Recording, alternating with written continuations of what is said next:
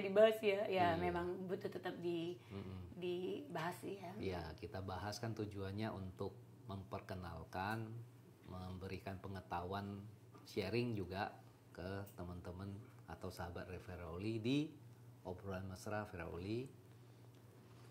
Topik kali ini kan tentang anak-anak berkebutuhan khususan. Bagaimana kita menyikapi, mengerti, suka dukanya juga jadi orang tua dari anak-anak istimewa ini. Jadi kalau aku waktu itu mungkin masih bayi, aku nggak ngerti. Cuma lihat waktu Han menunjukkan bahwa ini kayaknya ada gejala. Kita juga kayaknya lumayan struggle berjuang ya. Kenyataannya memang anak-anak istimewa ini memang butuh yang lebih dari orang tuanya. Iya, banget. Makanya tadi ya sahabat Firauli, kalau kita cermati ya video-video kayak gini nih, kita lihat sebentar ya tayangannya sayang ya. Anak-anak yang dibully oleh teman-temannya, anak-anak yang diperlakukan dengan tidak semestinya, padahal sebenarnya mereka anak-anak berkebutuhan khusus. Kita lihat sebentar. Seorang anak berkebutuhan khusus warga Katapang, Kabupaten Bandung ini telah menjadi korban perundungan. Dalam video amatir yang tersebar luas di media sosial, korban dipaksa memakan daging hewan liar. Dalam video juga terdengar suara sejumlah orang yang tertawa. Setelah videonya viral, polisi pun turun tangan dan mengamankan 3 orang pelaku yang merekam video. Para pelaku merupakan tetangga korban, sengaja merekam dan menyebarluaskan aksi perundungan itu ke media sosial. Perbuatan ini melakukan dengan motif iseng-iseng, ya, memberikan daging musang yang sudah dimasak kepada yang bersangkutan, yang anak yang berkebutuhan khusus.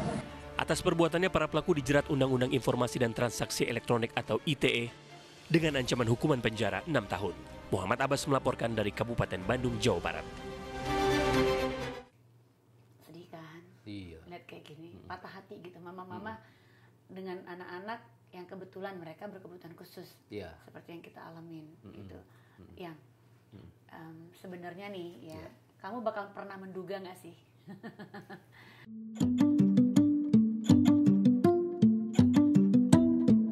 Sebenarnya mungkin karena dari awal sampai dengan punya anak mungkin baru ngeh bahwa ternyata ada tuh gangguan tumbuh kembang pada anak-anak ya. Boro-boro menduga malah nggak ngeh ya. Iya. Aku inget banget ya, dulu waktu kita masih baru kenal. Iya. Sebenarnya kan karena udah belajar psikologi lebih dulu. Jadi begitu kenal dengan siapapun, nge-trackin keluarganya dulu dong. Ada nggak nih gangguan-gangguan apapun, misalnya ya potensi-potensi gangguan keterbelakangan mental atau intellectual disability, ya pola-pola Down syndrome. Wah, ternyata pada clear ya. Ya, kemudian lihat keponakan-keponakan kamu, ya kan ya. Wah, ini ada pola-pola spektrum nih kayaknya. Jadi sempet sih sebenarnya the beginning ada keraguan untuk getting married, ya, karena pola-pola spektrum itu wujudnya kan namanya spektrum ya, wujudnya kan luas ya, bisa berat, bisa ringan, ya, bisa nggak ganggu, yang ganggunya minor gitu ya, bisa sangat berat banget sampai nggak bisa ngomong misalnya, gangguan-gangguan spektrumnya. Nah dulu sempet mikir tapi rasanya why not gitu kan, belum dicoba aja gitu ya. Bener dong, ingat nggak waktu kehamilan anak pertama? Kita jaga ya banget ya. Sempet shock kan waktu itu, maksudnya gini, ternyata garis 2 biru ternyata hamil. Sampai bingung berdua kan, di toilet, di kamar mandi, kita gini lihat-lihatan.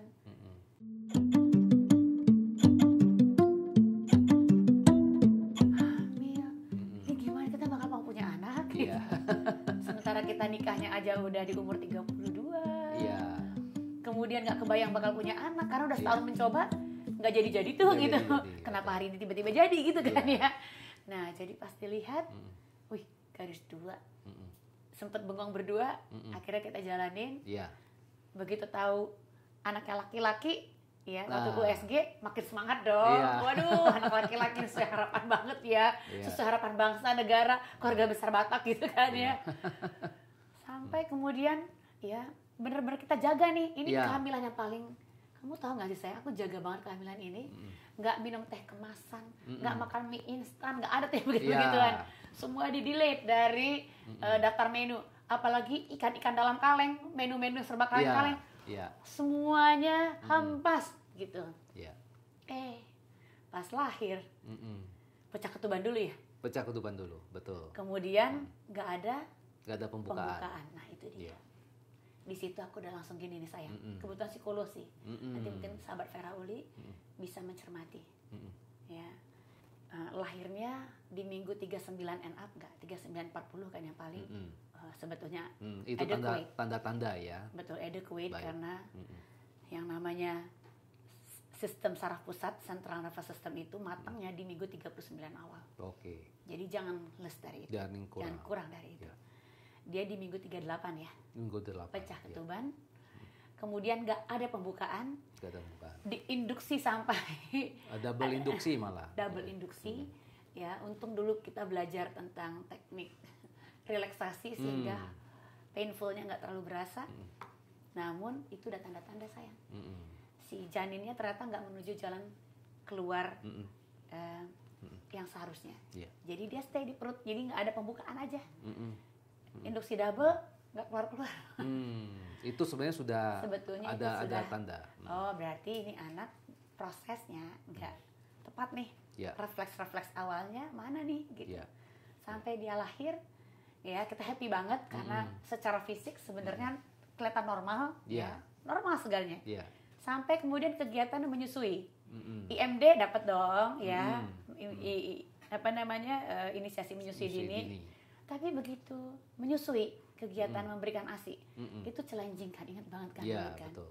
Anaknya jadi stres, histeris, mamanya lebih stres lagi, mau ngupayain banget, pengen lahiran normal nggak dapetnya seksio juga ujungnya, pengen ngasih ASI kok ini challenging banget gitu. Nah itu sebetulnya tanda-tanda bahwa ini ada apa ya, anaknya ternyata nggak mampu untuk sucking ya apa namanya breast mamahnya untuk ASI gitu. Oke. Sehingga dulu kita pompa akhirnya kan, kita pompa itu sesuatu sebetulnya. Ya dan mungkin sahabat Vera Uli lain merasakan kita kayaknya jangan-jangan kita bukan ibu yang baik ya gitu. Anaknya Karena tadi tidak bisa serving seksio, ya. ASInya nggak bisa langsung, mesti diperah dulu. Ada apa sih? Itu kan sesuatu sebetulnya. Iya. Masih ingat nggak tuh jam tidurnya gimana dulu? Iya, pendek. Hampir tiap jam tidur cuma 1 jam, 1 jam berikutnya bangun dan tantrum, bentuknya Iya. tantrum. Jadi bener-bener iya. protes kan. Betul. ASInya padahal kita kasih cukup sampai dia Iya. bener-bener wah gitu kan. ASInya Iya. cukup banyak karena waktu itu memang diupayakan gitu kan. Namun per jam Itu sebagai mama sampai umur hampir 3 tahun baru ya 6-8 bulan baru dia agak nambah dikit ke Iya. 2 jam, tapi itu struggle banget tiap jam Iya. sampai meskipun dia tidur dengan suster Iya. biar mamanya bisa punya kesempatan untuk tidur cukup, tetap aja mesti mamping. Betul. Dan akhirnya sayang, ingat nggak waktu itu kamu udah ngantor nih, ya sehingga mamanya punya baby blues syndrome nih, soalnya gini, enak banget tuh papa, lihat dari teras kamar dong, pergi dia ke kantor sih, end up gitu, Iya. ya udah anaknya waktu itu ASInya nggak bisa betul-betul segampang orang-orang lain ceritanya, jam tidurnya per jam. Kalau dibaca buku tentang perkembangan di psikologi ada namanya human development. Per 2-3 jam sekali kok, ini kenapa tiap jam? Ternyata dia nggak cocok di buku human development. Ya, Dia makanya cocoknya masuk ke buku yang satu lagi, Iya. namanya abnormal patologi. mm, Dan mesti terima kenyataan sih, oke, jam tidurnya, siklus tidur bangunnya kacau, ya nggak reguler, Iya. sangat singkat. ASInya ada problem, neuromotor tone-nya nggak cukup kuat untuk ASI, padahal waktu itu udah latihan segala ya. Iya. Latihan menyusui itu kan ada kan berkali-kali betul. sampai ada kelas khusus malah di rumah sakit kan waktu itu ya. sampai kita dikira gini nih, ini mamanya kali yang nggak becus kan, orang-orang dulu suka punya prasangka begini, lebih mudah menghakimi mamanya. Menghakimi, wah mamanya kali ngasihnya nggak bener, padahal orang lupa. Ya, saat ibu-ibu merasa bersalah tentang situasi tersebut, situasi anak yang beda dari anak kebanyakan, yang tidurnya beda dari anak kebanyakan, sebenarnya anaknya pun sebetulnya bawa profil. Nah, kalau kapan kamu mulai ngeh anak kita memang punya kebutuhan yang berbeda dari anak lain? Kalau aku melihatnya waktu dia udah agak besar sebenarnya, udah 2-3 tahun lah ya. Kok tidak ada suara, quiet ya. kata-katanya juga terbatas. Kalau main bareng itu sebenarnya tidak main bareng karena dia sibuk sendiri. Kita sodorin apa, dia tuh acuh. Ingat ya, mainannya dia selemari besar tuh di lantai 3. Selemari yang dia mainin cuma satu ya. Itu pun cuma lihat rodanya doang. Lihat mobil-mobilan, truk-trukan, lihatnya roda. Rodanya aja diputer-puter. Itu sih, jadi baru tahu ketika Hani ceritain, oh ternyata itu tuh memang ada bawaan anak istimewa lah. Gangguan tumbuh kembang namanya. Gangguan tumbuh kembang, sehingga ya kita juga harus adaptasi juga. Cukup shocking sih, karena kan pikirnya kan ada anak, kita kalau normal kita ajak main segala macam, tapi kok ini ya interaksinya agak kurang. Mainnya sendiri segala macam.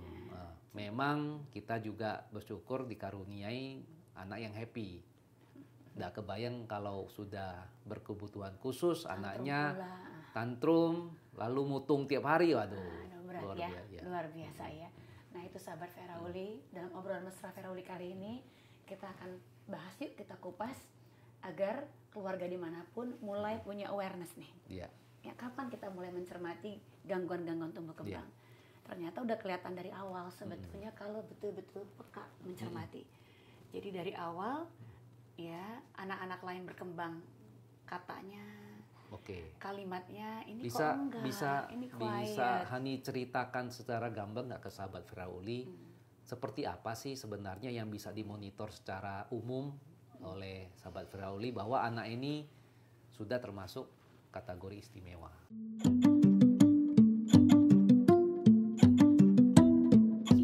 Jadi memang ya kalau kita bicara gangguan tumbuh kembang, artinya pada anak ya ada masalah neurodevelopmental kan sebetulnya. Masalah dari perkembangan pada otaknya sebetulnya. Pada otak, baik. Otak ini kan kita bicara tentang susunan saraf pusat sebetulnya, sistem saraf pusat. Ya, SSP, alias Central Nervous System, sistem saraf pusat. Ya, sistem saraf pusat itu ada apa sih? Syaraf tulang belakang, korteks gitu kan ya. Kemudian si otak itu sendiri. Nah, pada anak-anak tertentu proses dan fungsinya itu nggak terlalu tepat. Sehingga cara mereka menerima berbagai stimulasi dari luar atau stimulus dari luar, rangsang dari luar, saat di encode ya ke sistem saraf pusatnya, ya waktu encode aja udah berproblem. Gimana nanti dia mau diproses gitu. Jadi orang kalau dengar suara di A, dia dengarnya kayak ada gitu. Hypersensitif di atas bunyi-bunyi demikian. Karena pada saat proses encodingnya nggak tepat. Nah, ada lagi yang proses decodingnya waktu mentransfer untuk dalam bentuk respons tubuh gitu. Itu pun nggak tepat. Sial-sialnya banget dua-duanya berproblem. Kalau nggak ya salah satunya gitu kira-kira. Nah, berkaitan dengan masalah di otak tadi, prosesnya dan fungsinya yang nggak terlalu tepat tentu terpengaruh dong dari awal menuju jalan lahirnya mungkin udah bisa dicermatin. Atau pada saat anak siklus tidur bangunnya, refleksnya di awal kelahiran itu bisa kita cermatin sebetulnya. Ya, lihat Apgar skornya waktu anak lahir kan, biasanya anak lahir kan kita kan dokternya saat kehamilan obstetrik, ginekolog, dokter kandungan gitu istilahnya. Anaknya lahir ke DSA, dokter spesialis anak. Jangan lupa tumbuh kembang satunya, spesialis tumbuh kembang. Bisa psikolog, bisa psikiater anak. Nah, ini nanti dicermatin waktu lahir, refleks-refleksnya ada nggak? Anak kita kan refleks moronya dulu nggak kelihatan. Waktu di bulan-bulan awal kehidupannya dia. Belum 1 tahun loh ya. Kemudian dicermatin siklus tidur bangunnya kacau kan, per jam.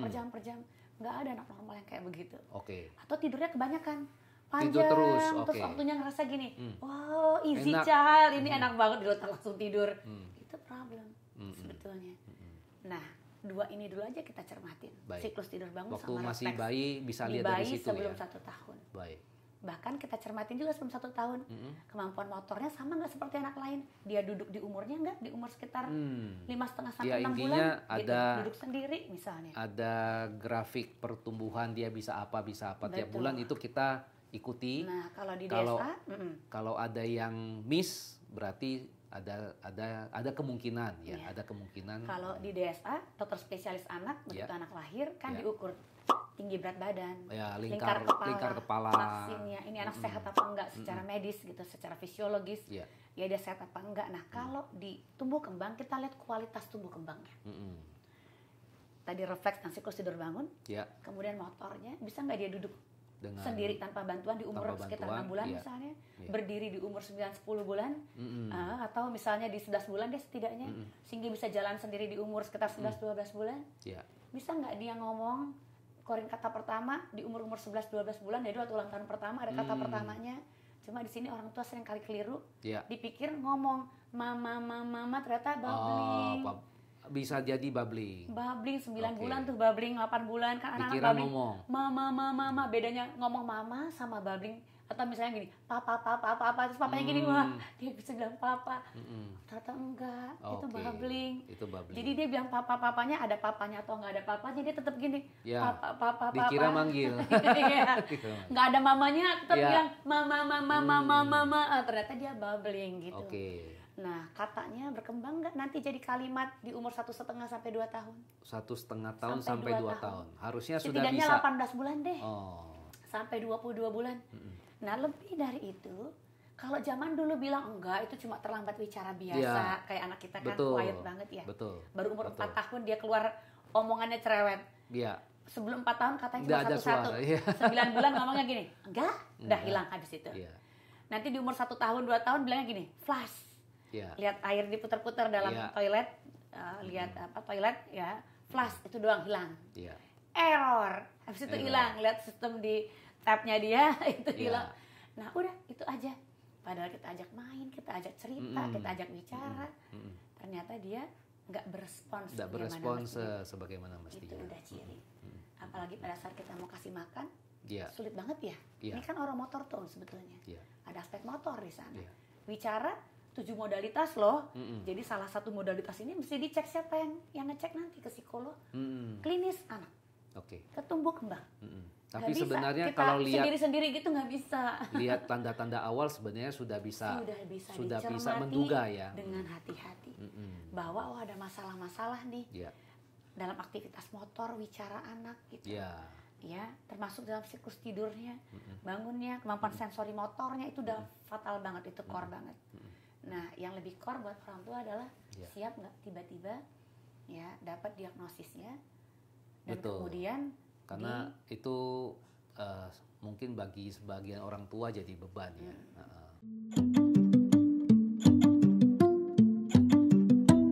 kamu dulu pertama kali waktu kita ngeh ini ada diagnosis nih kayaknya, karena udah mulai gejala-gejala. Iya.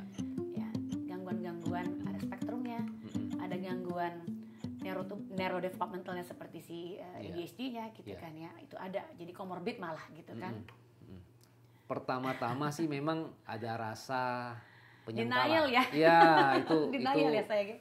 karena waktu aku kan masih kecil kan juga masih ingat bahwa aku mainnya apa, seperti apa perilakunya. Kok rasanya ketika berkembang umurnya tambah bisa lebih baik kok. Nah, kita pikir ini kopian kan. Oh, sekarang mungkin tampak seperti itu. Siapa tahu umurnya tambah dia akan lebih baik perilakunya, tingkah lakunya segala macam. Tapi ternyata makin tambah tahun Makin terlihat ya. masih lag-nya. terlihat. Makin ada lag, Lag-nya ya, banyak ada ya. ke lag ya. lag-nya banyak ya. Ya. Mundur sekitar 4 tahun dulu kalau kita suka Ya. review ya. Ya, Dan- apa yang dia tampilkan itu mundur 4 tahun ya. Betul.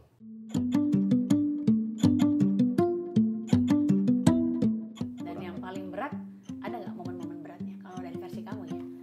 Sebagai papa ya. Ya, kebetulan anak kita yang istimewa ini sih bukan menampilkan gejala yang menyulitkan, ya kan? Dia memang lag dalam tumbuh kembang, tapi lag itu dalam arti perilakunya itu hanya terlihat, misalnya sekarang umurnya 14 tahun, tapi perilakunya seperti umur 10 tahun. Ya, itu aja. Tapi aja. kebetulan kita dikaruniai oleh anak yang happy, mannernya juga baik.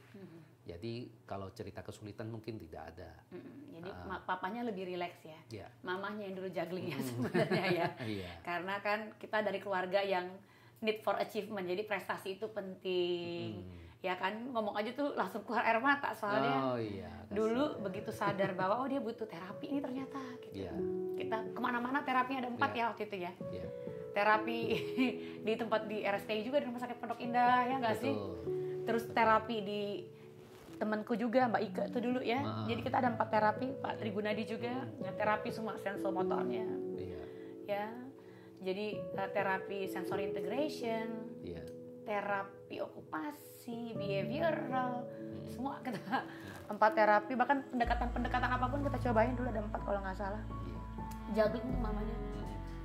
Ikut nganterin juga, jadi satu mobil tuh rame-rame, ada sopir, suster, mamanya, anak, sana sini. Jadi nanti duduk mamanya dulu, nganterin anak-anak, mamanya justru liatin. Ya, itu sih nggak terlalu berat. Terus sadar, dia butuh terapi, itu beda. Yang berat itu judgement dari orang ya, bahwa kita dianggap terlalu dianggap berlebihan merespons kebutuhan terapi atas anak gitu ya. Dan yang lebih berat waktu dia mau masuk sekolah sih sayang. Ya, memang ketika dia sulit catch up kan. Betul. Kita tiap semester otomatis anak-anak berkebutuhan khusus ini kan dalam proses belajarnya pun jadi agak sedikit terhambat.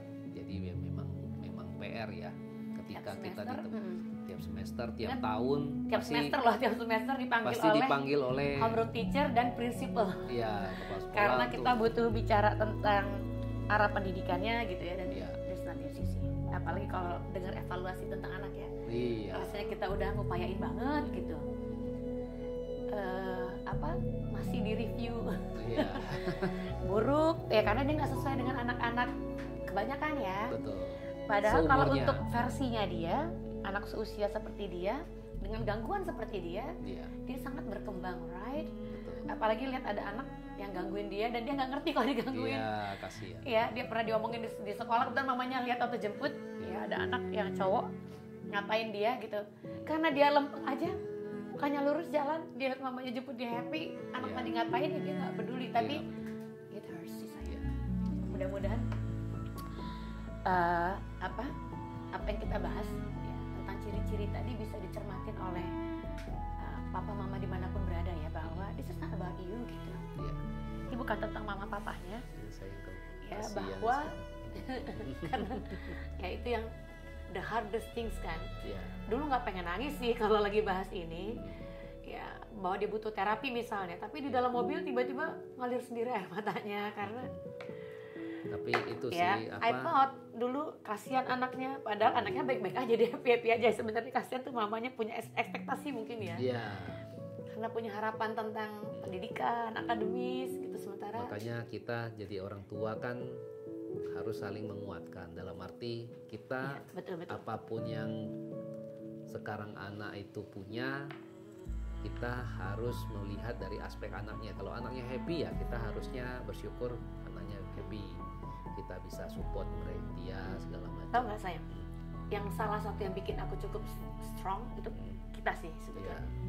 Kamu kan cukup relax nerima ini ya, maksudnya ya gitu deh gitu kan, cukup relax gitu. Tapi ya banyak loh orang tua yang akhirnya divorce, cerai, pisah karena anaknya punya gangguan tumbuh kembang dan mereka tidak bisa nggak bisa handle. Mereka punya penghayatan yang berbeda satu sama lain. Yang satu ngerasa nggak disupport, yang satu ngerasa mungkin yang pasangannya berlebihan mungkin gitu, atau masih denial aja sih gitu. Jadi nyalahin satu sama lain, gennya dia nih gitu kan ya, padahal kan anak nggak butuh kesedihan kita, nggak butuh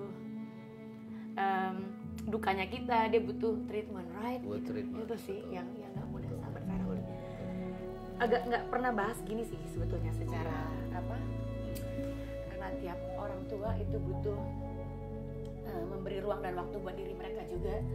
Ketika ya kita sadar bahwa anak ternyata butuh penanganan yang berbeda, makanya disebut anak, bukan anak kebutuhan khusus sih, lebih ke anak istimewa, anak luar biasa. Dia dibalik hambatan-hambatannya kita mulai terlatih ya sayangnya. Lihat kelebihannya dia. Dia bisa bedain nih kalau kita lagi jalan nih, wah itu lampu merah di perempatan situ tuh Mak, itu baru diganti. Itulah istimewanya, dia melihat sesuatu perubahan yang kadang-kadang orang awam tuh abaikan. Kita abaikan, kita nggak notice. Dan dia memang jadi orang tua yang punya anak istimewa ini membuat kita juga punya empati, punya simpati juga pada kepada keluarga lain yang orang tuanya atau anak berkebutuhan khusus seperti ini. Jadi kalau kita lihat ada anak misalnya di mall atau di tempat publik tiba-tiba tantrum, teriak-teriak, lari-lari, nggak keru-keruan, kita juga merasa aduh, kadang-kadang ini bukan maunya si anak, bukan maunya orang tuanya, tapi otaknya memang dalam struktur tertentu bikin dia kayak begitu gitu kan ya. Dia butuh ditangani. Jadi ya dengan punya pengetahuan seperti itu kan tentu cara perlakuan kita pun berbeda. Kita kasihan lah, anak-anak ini butuh perlakuan yang tepat, butuh kesejajaran. Dia mungkin kalau bagi anak-anak lain agak ada terlihat agak sedikit di luar kebiasaan, jadi anak yang dibully segala macam, kan kasihan sekali. Jadi kita pun kalau punya keluarga yang normal pun kita kasih pengertian bahwa ini kasih pandangan, ada loh anak-anak yang seperti ini yang memang butuh disupport, memang harus mau nggak mau kita perlakukan berbeda karena ya memang dia anak istimewa. Ya malah jangan terbalik, malah kita misalnya perlakukan buruk segala macam atau di kamar aja gitu kan ya. Jadi malah ini justru semakin membuka wawasan bahwa kita bisa loh sebagai orang tua, kita mengedukasi diri sayangnya waktu itu ya. Training lagi, baca buku lagi, belajar lagi khusus tentang terapi anak, tentang gangguan-gangguan anak, sehingga dia merasa dipahami dalam tahap tumbuh kembangnya sendiri, dalam versinya dia ya. Ya seneng ya, lebih happy gitu ya. Ya, pada sahabat Vera Uli juga yang seperti kami mendapatkan titipan berkah anak istimewa, ayo semangat. Kita hanya diberikan berkah dan titipan anak istimewa itu sesuai kemampuan kita. Dan artinya kita juga istimewa. Mudah-mudahan obrolan ini ya membuka wawasan bahwa anak-anak istimewa ya bukan tentang orang tua yang bermasalah, anak bermasalah, tapi ada bawaan ya, dalam aspek-aspek umumnya sih bawaan sih ya. Betul. Namun memang ada faktor lingkungan yang turut menentukan. Namun ini banyak aspek sebetulnya. Namun kita bisa melakukan sesuatu kok tentang ini, ya nggak sih sayang? Kita bisa kasih penanganan, bisa kasih terapi. Sebelum terapi tentu di-assess dulu dong. Ada assessment dengan psikolog, dengan psikiater. Ya, pastikan anak-anak rutin malah ada evaluasi tumbuh kembang namanya sejak dia lahir. Dengan psikolog klinis anak, dengan psikiater anak itu boleh ya, sehingga dilihat apakah dia punya kebutuhan ya berupa terapi terkait gejala-gejala yang dia punya, nanti terapinya sesuai dengan gejala-gejalanya. Tentu ada terapi sensory integration, ada occupational therapy, behavior, malah ada terapi pedagogik, nanti terapi bicara kalau dia anak tertentu ya, tapi apapun sesuai kondisinya kebutuhannya ya. Bahkan bila perlu kadang-kadang malah pakai obat ya, bantuan medikamentosa. Namun apapun, semangat, kita nggak sendirian sebetulnya. Kita punya pasangan, kita punya orang tua lain yang juga dengan dapat ya titipan istimewa karena dipercaya demikian. Betul, karena kita juga orang tua yang istimewa. Thank you ya. Salam buat anak-anak kita dan anak-anak lainnya. Obrolan Mesra Vera.